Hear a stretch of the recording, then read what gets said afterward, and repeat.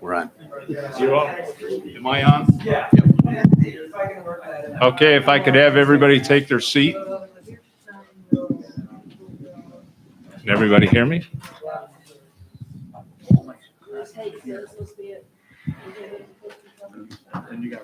You got to read that first? Phil? Yeah. Mhm. Do I open the meeting or do we Yeah. just go ahead and let her? Could I have your attention, please? Would everybody please take their seat?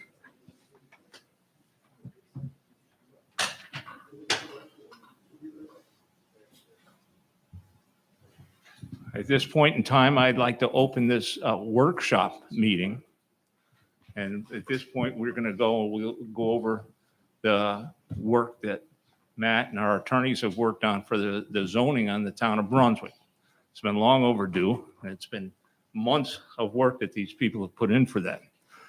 Now, this being a special meeting, this special workshop, it does not allow the people in the audience, the public in the audience, to have any say, nor will we answer any questions. You're not going to be allowed to ask any, and we won't answer any. Okay, at this point in time, Matt Rogers, who's worked with the Labarge Group, who's been spearheading most of this and working with us to get this through, will begin his presentation. Bill, you need to. Yeah, I should probably first we'll read the notice of special meeting into the record. That's the notice of special workshop meeting. Notice is hereby given that upon the call of the supervisor, a special workshop meeting of the town board of the town of Brunswick will be held on Tuesday, April 26, 2022, commencing at 6 p.m. at the Brunswick Town Hall, 336 Town Office Road, in the town of Brunswick, New York, for the following purpose.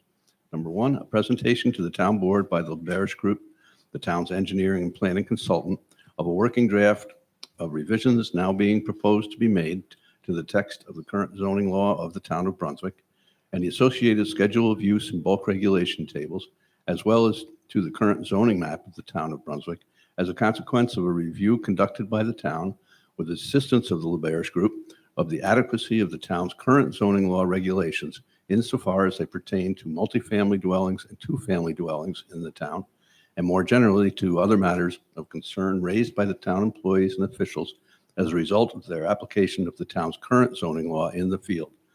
And number two, the discussion and consideration by and among the town board, its consultants, its attorneys, and other town employees and officials of the said working draft of proposed revisions to be made to the zoning law and maps referred to above. This is dated April 15th, 2022. It's by order of the town board. This was, this was on our signboard, on the website, and relayed to, did not need to be published to the official paper of the town, the Eastwick Press. Thank you.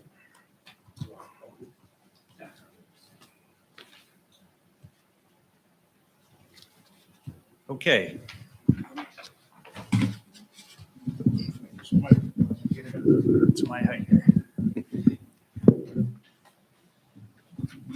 All right. Thank you and good evening. Again, my name is Matt Rogers, representing Labarge Group tonight. Yeah, is that mic on? Yeah, I guess you are. Yeah, I guess I got to speak a little Yes, closer. get a little closer to All it. right. Speak louder. Yeah. Mhm. Thanks, Matt. You're welcome.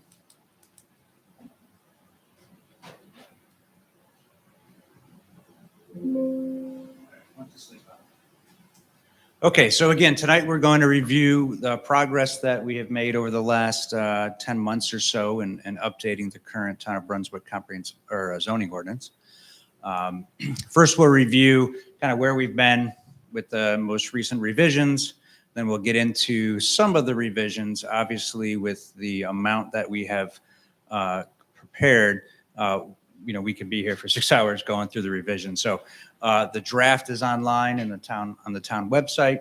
In addition to the full draft code, there's what's called a use table and a bulk table that's also online that shows all of the changes that are being proposed. And then we'll get into the next steps, the typical adoption process that the town board will go through. So the town first adopted a zoning ordinance back in 1958. Over the time, it was amended, several times over the course of 50 some odd years. Back in 2013, the town adopted their most recent comprehensive plan, and pursuant to state law, communities have to then bring their zoning ordinance into compliance with their comp plan. So that the most current zoning law that we have today was adopted in February of 2017. In March of 2021, a moratorium on multifamily and two-family dwellings were enacted, which necessitated a full review of applicable regulations. And with that, the town decided to do a concurrent internal review of other problematic issues and provisions in the zoning law, which is fairly typical. Once a community does a full zoning update, it's going to be about 3 to 4 years where you begin to find some inconsistencies and other issues that need to be addressed. So this was a good decision by the town to wrap that into the full review of the code. And as of April, we have prepared and released a full draft zoning law. So obviously the first issue that precipitated the zoning update was the multifamily dwelling and two-family dwelling moratorium. Through this update, it's being proposed that multifamilies be removed. Multifamilies are 3 or more units in a single structure, be removed from as allowed uses from the R25 hamlet or highway commercial rather, and local business. And just so you know, and we'll get into those details later, right now, highway commercial is actually the business-led overlay district, and local business is hamlet. So we're making some modifications on the nomenclature there. But essentially, they're only going to be allowed in R40 with a special use permit if these amendments are adopted. In addition, the town is proposing to institute density cap. In the current zoning, a residential density cap or a limit on the number of residential units you can have per acre was not included in the zoning ordinance. So it was decided that it was important to bring that back in light of the significant growth the town has been experiencing. And with respect to two-family dwellings, no changes are proposed to the allowed districts. So they will remain allowed in all of the existing districts where they currently are.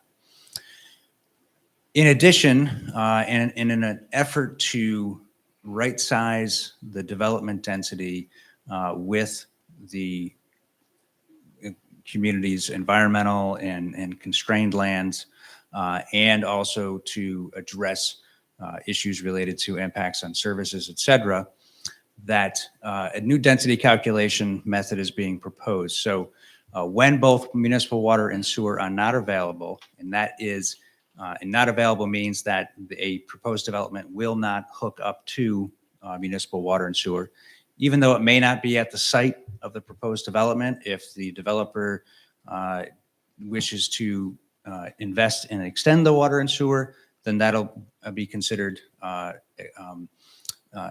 situation in which you would not have to remove constrained lands. So in this case, if you do not have both water and sewer, you'll have to remove all New York State DEC and federal wetlands, the acreage associated with those, as well as surface water bodies, the entire floodways. So essentially that's the area delineated for floods, in addition to the 100-year floodplain. Slopes over 15%, and then the floodplain, it's only 50% of that area because you are allowed to develop within a floodplain, assuming you have flood insurance. The town does participate in that. And again, so if you have 100 acres, 25 acres are constrained lands, you need to remove those lands, and what you have left is 75 acres of developable land. And again, the purpose of this is to begin to limit impacts on sensitive environmental resources. And with the significant increase in the amount of multifamilies over the last 10 years or so, it's looking to right-size that density to the land conditions and the availability of water and sewer. So if you have water and sewer, you do not need the room for on-site septic and well, and therefore you're able to develop a larger percentage of that property. So this leads to the bulk table. And again, this is available online, and I'm having a trouble seeing this, but I think I need glasses anyway. So, but essentially what this is this is the density cap. So on the far right column, and this again, this is only specific to residential, not commercial or industrial or any other non-residential uses. In the A40 zone and top, it shows 40,000 square feet per unit. But the limitations on the availability of water and sewer are only specific to the R40 district. So if you have public water and sewer, you're allowed 1 unit for every 9,000 square feet. So again, higher density if you have the services. If you have one or the other, it's 25,000. And if you have neither, it's essentially 1 unit to just less than an acre, which is the prevailing area per square feet for that. So you would take that 75 acres of developable land and you divide that by, if you, again, don't have water and sewer, you divide it by the 40,000. If you do have water and sewer, you divide it by the 9,000. And that gives you the mathematical maximum number of units that you could have on your property. And that's the starting point. And then the review process goes forward. There could be a variety of other issues that dictate the resultant number of units that you might have on your property. So again, this is directly correlated with the multifamily changes in an effort to continue to allow multifamily and of course 2-family dwellings. But it was decided to move it to R40 to lessen the impacts on Route 7, the municipal services there, and to look to provide additional more larger properties in which you could propose a multifamily dwelling.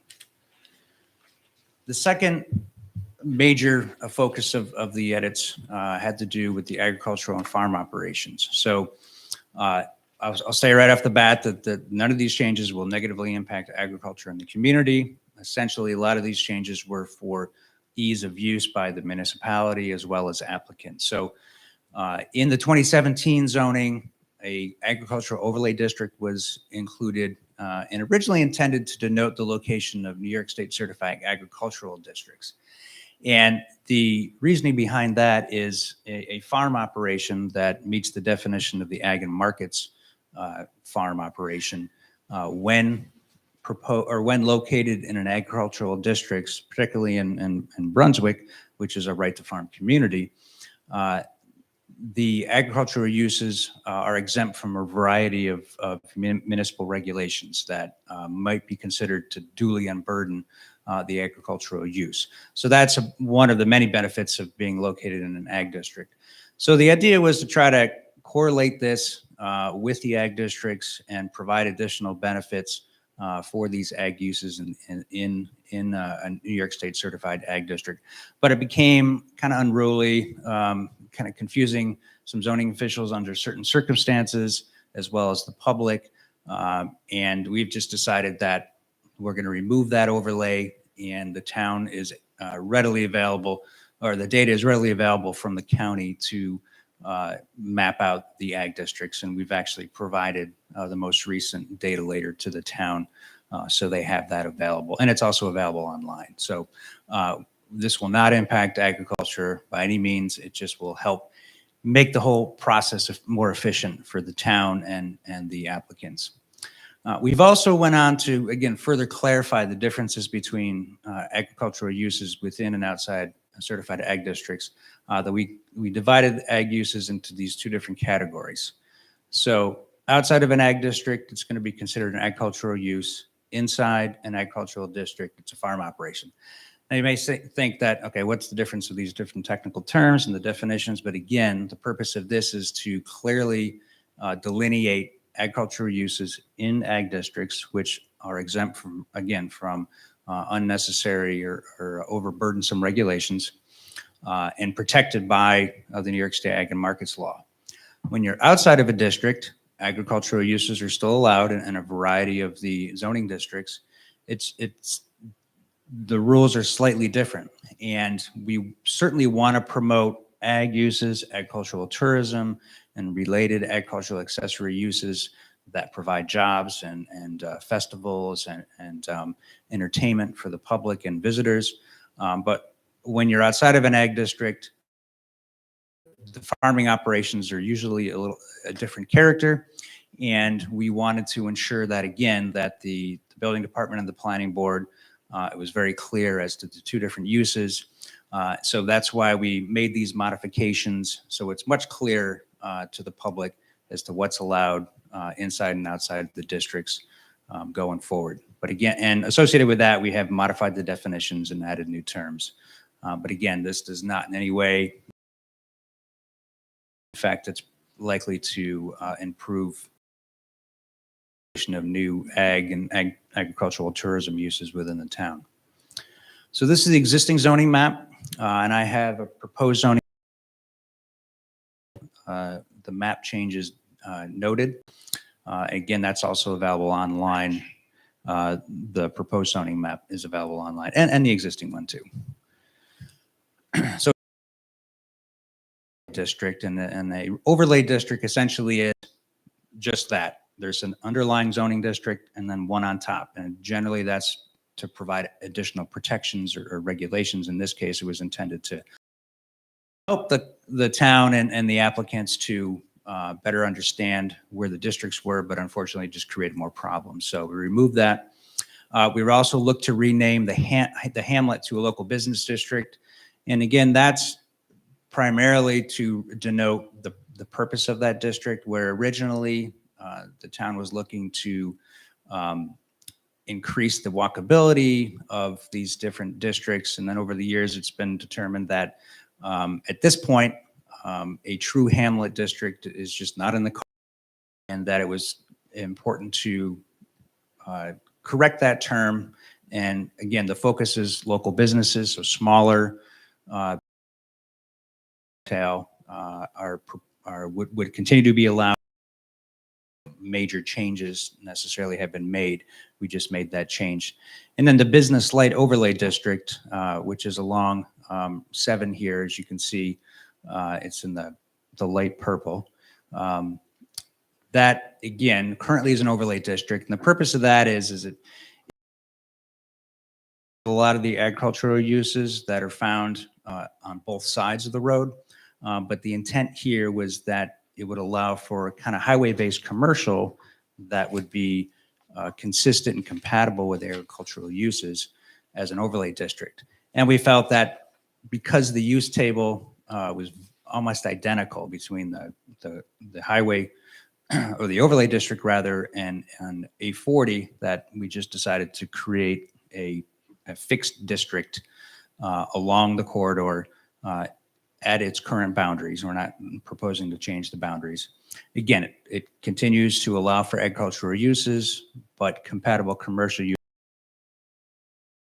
with a focus on highway-oriented businesses. One major rename. And then the remainder of the map amendments really focused on the hamlets, Cropseyville and Eagle Mills. And in Cropseyville, we're looking to, and that's amendment number 1. There's about a dozen or so parcels just south of Langmore that are a combination of public. And that's just kind of how they evolved over the years. And it was decided that it makes sense to rezone that to hamlet so that consistent with the other uses.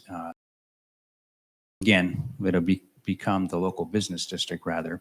So that zone is proposed to be changed. That does not in any way impact, it does not turn anybody into a. And then the remainder of the changes were down in Eagle Mills. So removing a number of parcels out of the former Hamlet district and putting them to A40 and all of these, so that's amendment 3, either small lot, single family dwelling, and it was determined that even though, again, 2017, they felt like, perhaps the commercial uses might migrate a little bit and reuse some of those properties, but it's been determined that continuation of the agricultural use and the single-family uses in that area should prevail to a 40. The changes to the west have to do with, again, bringing these parcels into the zoning districts that they, so some hamlet to R40, these larger lots that are single family to preserve that development character. And then to the north, Amendment 5, a lot of these, actually single family dwellings, and that commercial in this area does not seem to be appropriate today. So we're looking consistent with the vast majority of the property. So again, these map amendments are online. You can open up the PDF of the map. You can zoom in and see every parcel and to anybody that's looking for it. By the actual zoning change and then the parcel numbers, et cetera. So that is available. Changes to the Plan Development District, or PDD, proposed. The first one is to remove utility, commercial solar, and wind from being able to apply for a PDD. And a PDD essentially is a rezoning process requested by an applicant on one or more pieces of contiguous property. And the town feels that it's important to have a better control over these large commercial facilities. Brunswick is not necessarily in a good wind corridor for wind farms, so that's why you haven't seen them, but it's important to have these rules on the books. And not allowing them through a PDD process will provide the town with some more regulatory opportunities to ensure that they're placed in the correct location and that they're reviewed and developed review process. Resident require at least a minimum of 15 acres. Formerly it was 10 acres. And again, that's just in recognition of the need to ensure that there's enough land for these. And a new thing for the PDD is that move the constrained lands if you do not have access to water and sewer.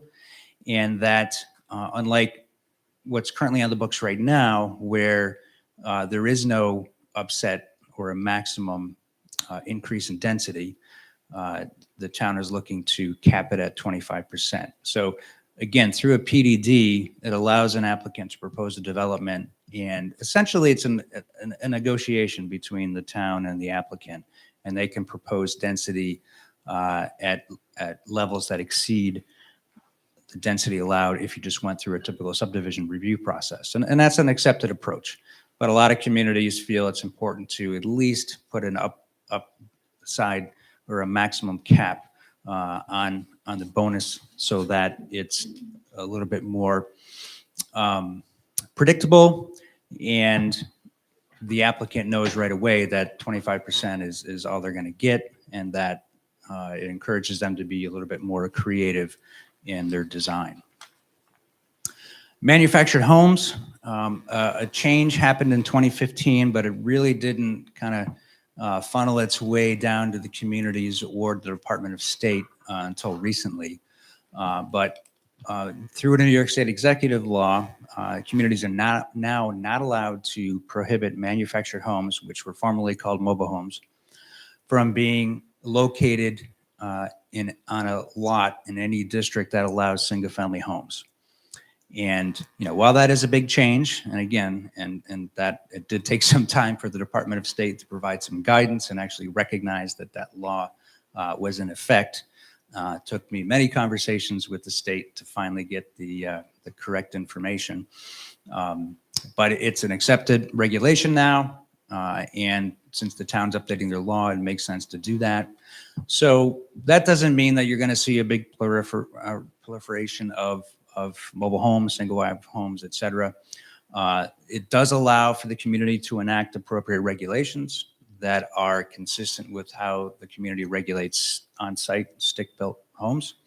So it has to be affixed to a permanent foundation, and conform with the development specifications and standards that the community has for single-family homes. And for that, the community's decided that they're going to require a minimum width of 18 feet to ensure that when manufactured homes are placed in residential lots or in residential districts outside of a mobile home park, manufactured home park, that they're consistent with at least the minimum width that you would see in a lot of residential homes. Nowadays, the homes are generally wider than that, that face the road. But this is important to ensure that the character is preserved in these neighborhoods. And that minimum width now also applies to conventional site-built single-family homes. But doing a quick survey of the homes in Brunswick, I found one that's maybe close to that, maybe like an old shotgun house or something.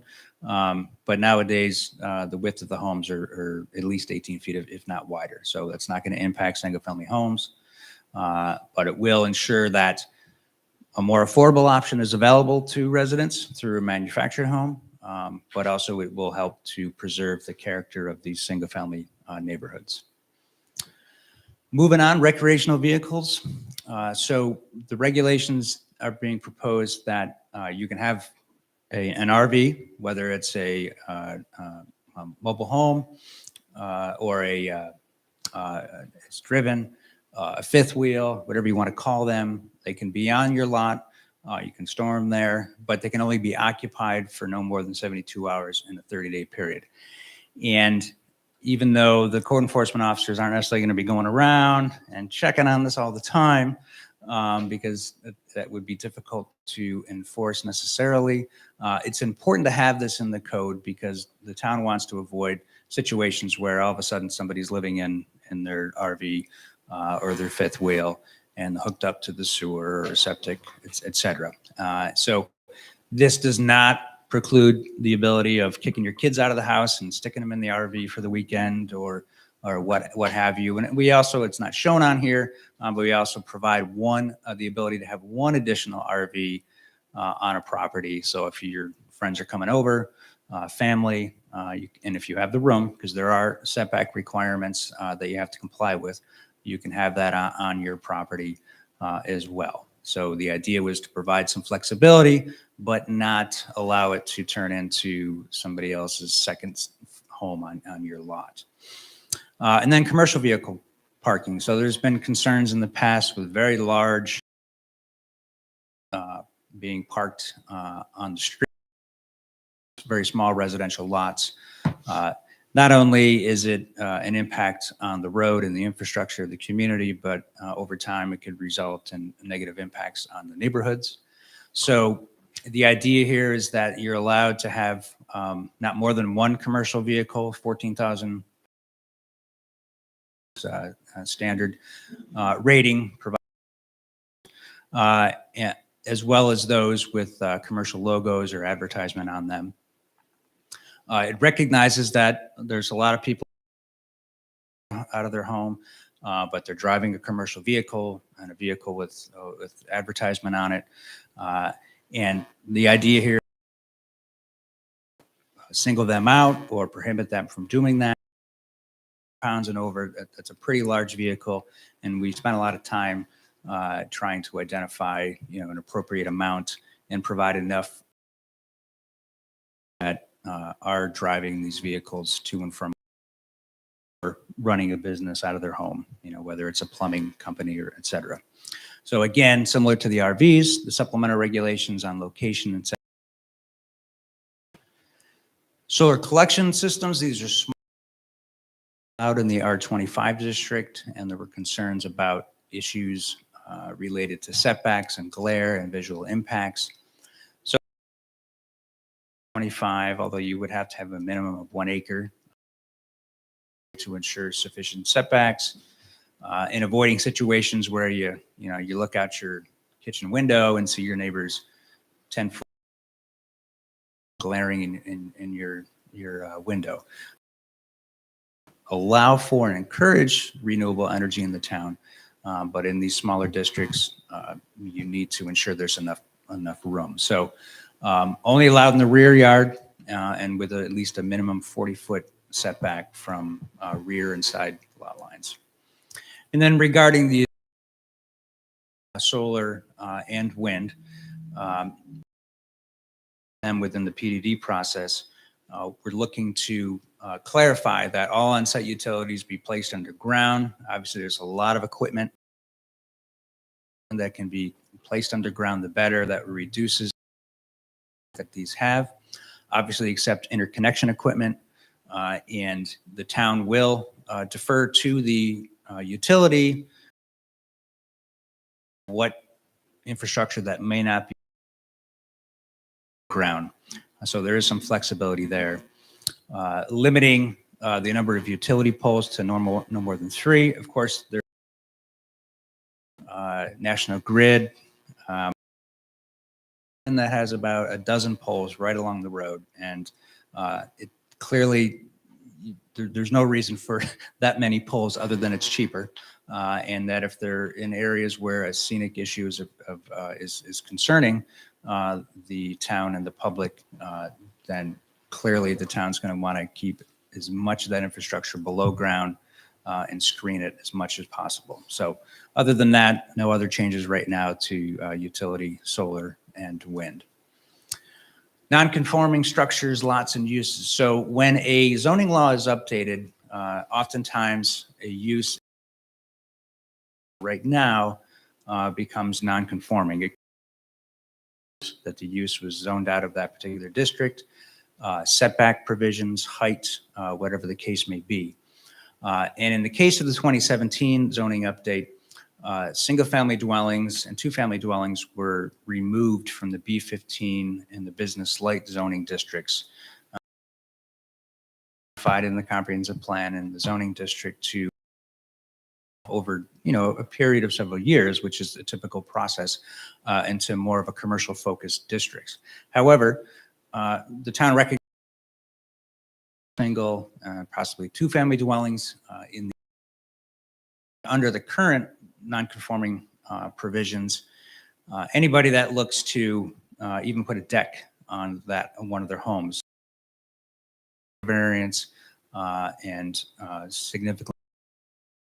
There's other provisions too that we felt were just unnecessarily burdensome for those landowners. So the revisions now allow for exceptions with some limitations where you can increase livable square foot.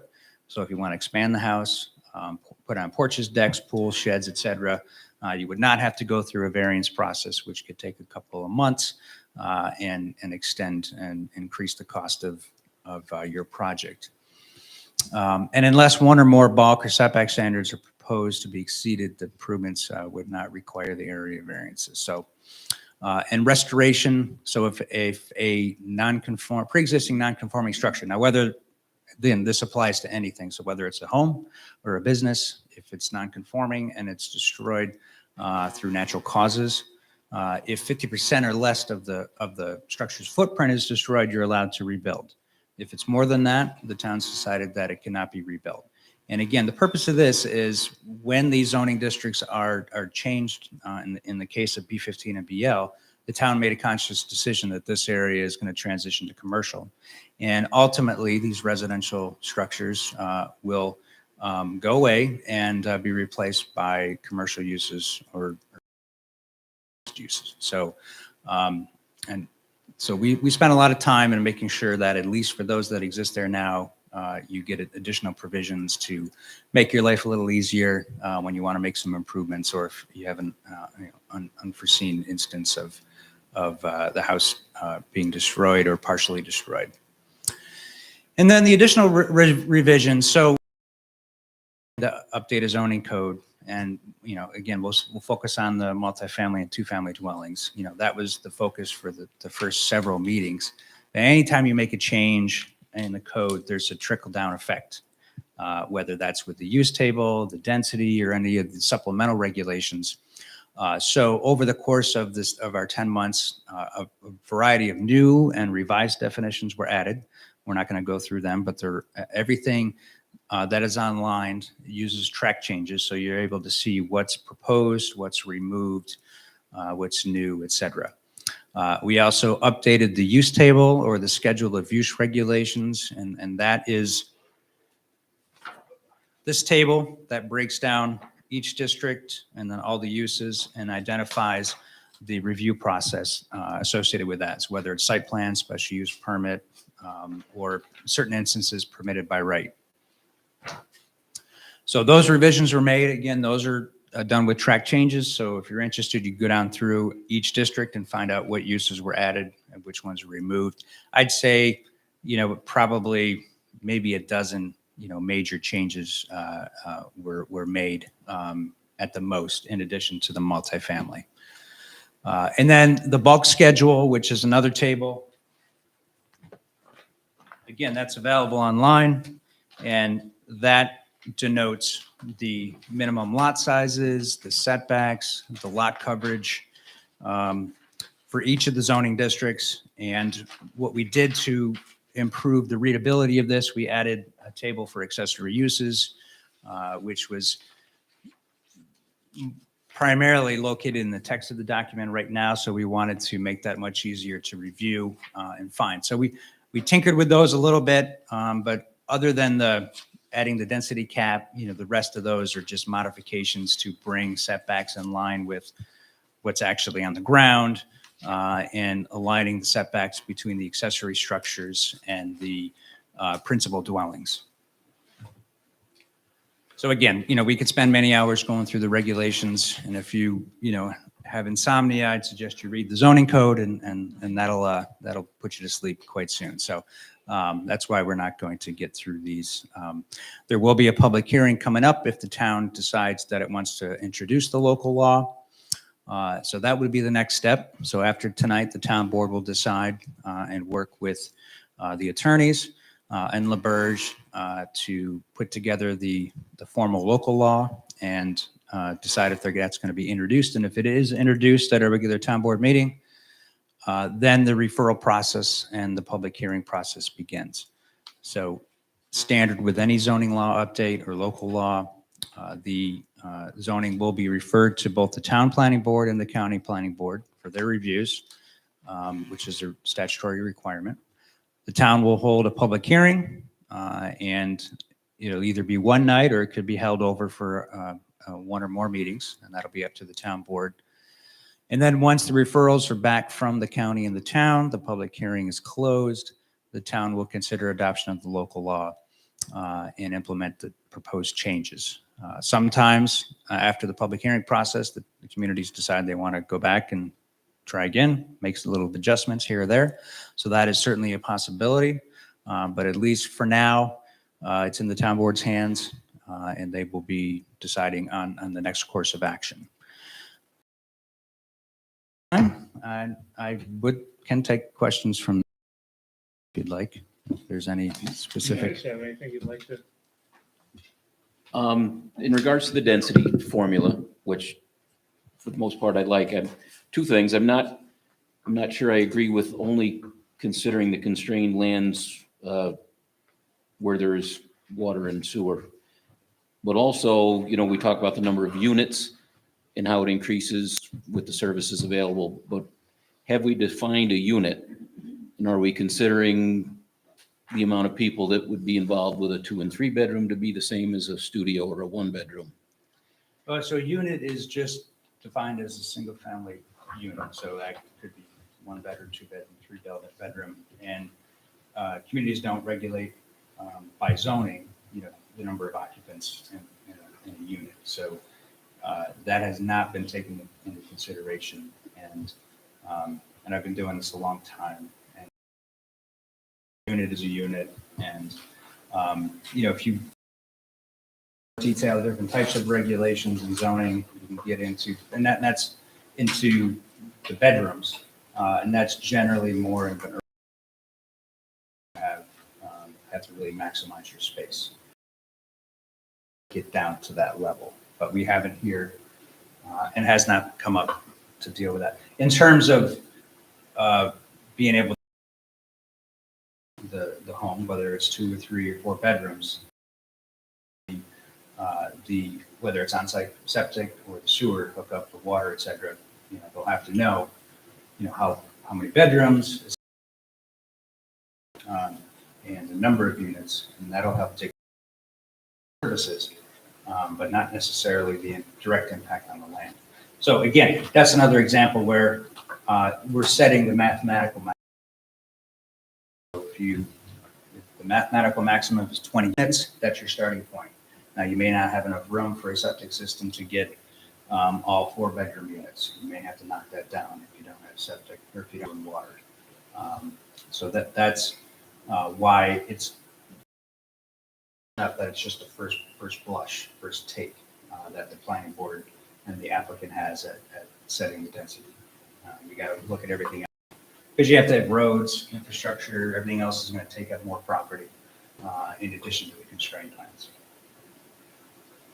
Okay. Did I answer your question? Yeah. Yeah, okay. And did you have a concern about only removing the constrained lands?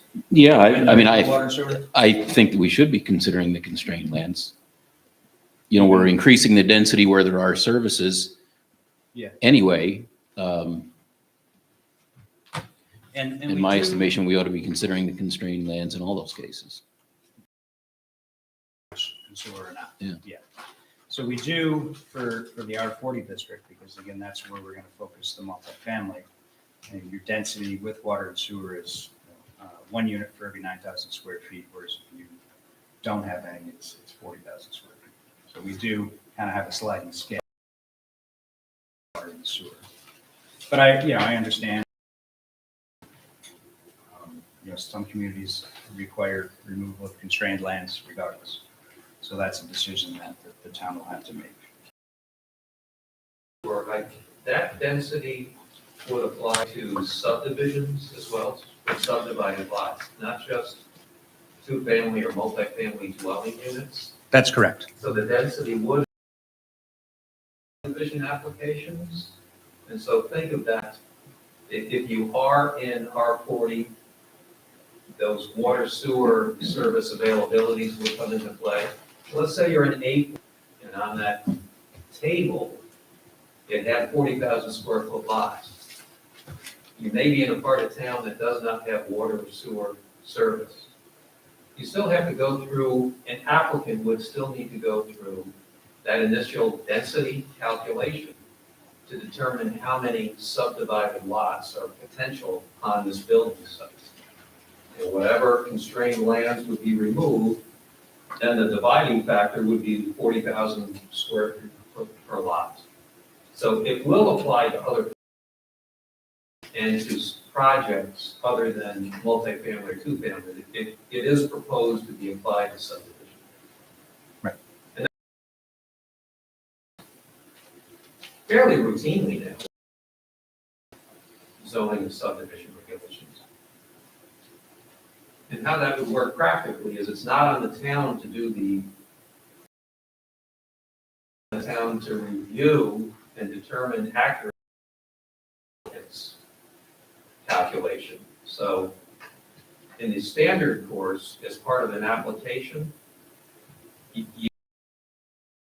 and that'll be submitted as part of your subdivision application, and that'll get reviewed for accuracy to determine whether the number of lots allowable on this project site, consider lands, is correct, and that's your starting point, and then you go in and do your subdivision review.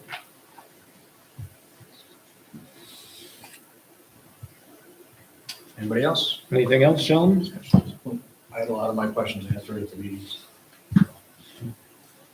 I guess we're all set then.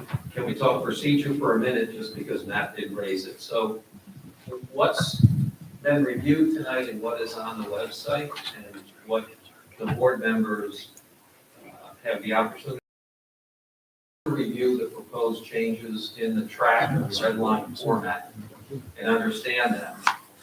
Ultimately, if the board does want, it would be the preparation and introduction of a local law. It's going to look different than the track changes because legally, you cannot include the track changes or the edits noted in your local law. It has to be clean. So just to make sure the board members as well as the public were focusing in on what the proposed amendments were, it has been available and will continue to be available in red line format. But what is actually introduced as a local law would be a clean version. The risk of having simply a clean version in the discussion of what the changes are, it begs the question, well, where are the changes and how? That the approach of having both the to focus in on the changes, as well as ultimately a clean copy and introduce local law. When the board is prepared to do that, then formally introduced by the board, and then and as Matt said, it would get referred out to the county, to the town planning boards for review, and Matt's office will. That's required. So that's. Okay. I guess we close the meeting at this point. Drop for the night? Thank you, Matt, for your Thank you. presentation.